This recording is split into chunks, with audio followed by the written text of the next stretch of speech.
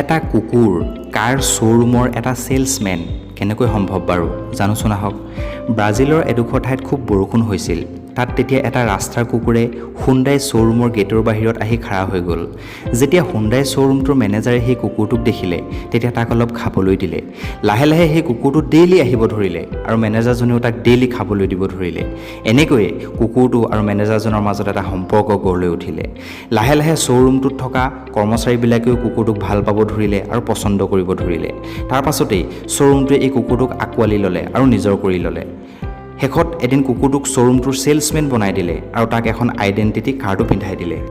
আৰু এতিয়া সি প্ৰতিজন নতুন কাষ্টমাৰক ৱেলকাম জনায়, এজন সেলছমেনৰ দৰে কাম কৰে। এদিন তাক সেলছমেন অৱ দ্য ইয়াৰ খিতাপো দিছিল।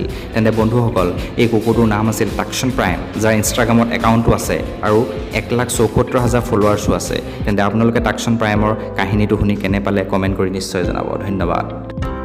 বন্ধুসকল, এনেকুৱা বহুত মানুহ আছে যি কৰিবলৈতো বহুত বিচাৰে কিন্তু আৰম্ভ কৰিবলৈ ভয় কৰে। যদিহে আৰম্ভণিতে ছাকচেছ নাপায় তেন্তে হাৰ মানি বহি দিয়ে।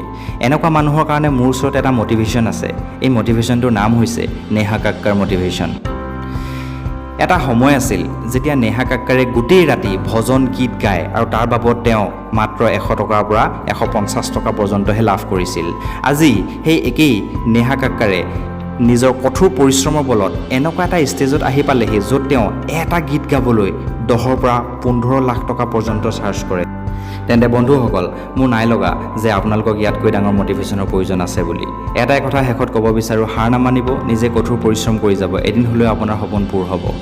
তেন্তে বন্ধুসকল, এনেকুৱা ইণ্টাৰেষ্টিং আৰু মটিভেশ্যনেল ভিডিঅ'ৰ কাৰণে ইউটিউবত আমাৰ চেনেলটো ছাবস্ক্ৰাইব কৰি ল'ব। ধন্যবাদ।